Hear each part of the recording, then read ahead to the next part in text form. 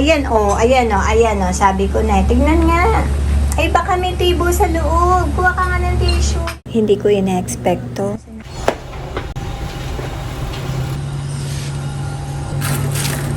Ayan, wala na tayo. Hindi pa kasi tayo mamalengke. Wala nang sibuyas. Ano tayo makakapag-tinola? Wala nang sibuyas. Empty na. Buti may luya pa. Okay lang. Ganun talaga. Pagtiisan natin kung anong meron lang.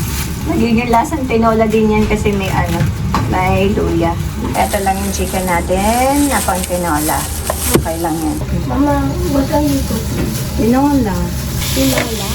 Oo. Ano lang yung meron tayo. Yun lang lulutuin ko. Okay.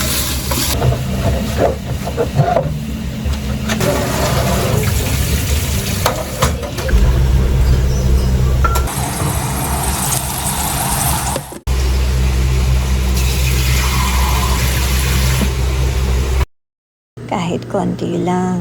Ang kailangan may maihain. Ito yung ayan to, spinach.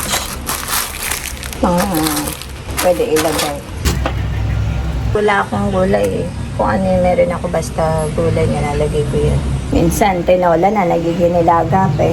Ganun talaga. Kailangan maging flexible lahat sa atin. Ganun ang madiskarteng nanay.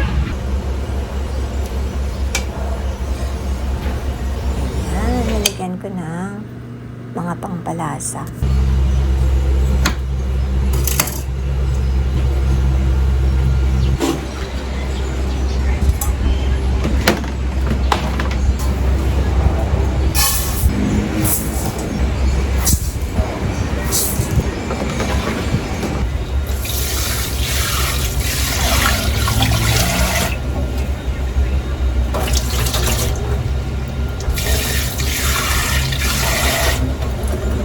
Kaya kumakatok yata yung mga bata.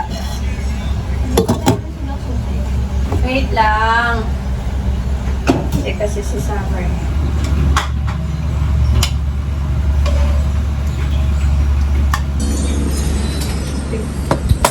Ouch, ang init. Kain tayo. Hindi na, Pia, dito na. Pabayaan mo na yan si Pia magutom.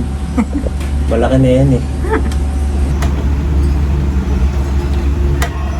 Ilang laman. I already ate that one. I don't want to eat Tipid siya. Diet ka? Akala ko, normal lang yung araw. Sarap. Up. Kasi walang sibuyas yan. Luya lang. Saka yung mga pangpalasa. Yung unang lagi ko ng patis, wala talagang lasa eh. Hindi pa kasi tayo mag-grocery. Oo, be careful ha. Ano nangyari? Asan na ba yung wales? Ay, ayan o. Sabi ko na, tignan nga. Ay, baka may tibo sa loob. Kuha ka nga ng tissue, Tia. Naapakan mo? Oo. Tingnan. Napakan ko. Sit lang dito. Ano yan? Check. Saan? Teka nga po, nasa na.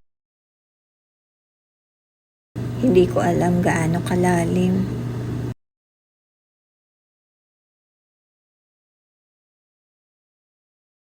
Kailangan kalmado ka.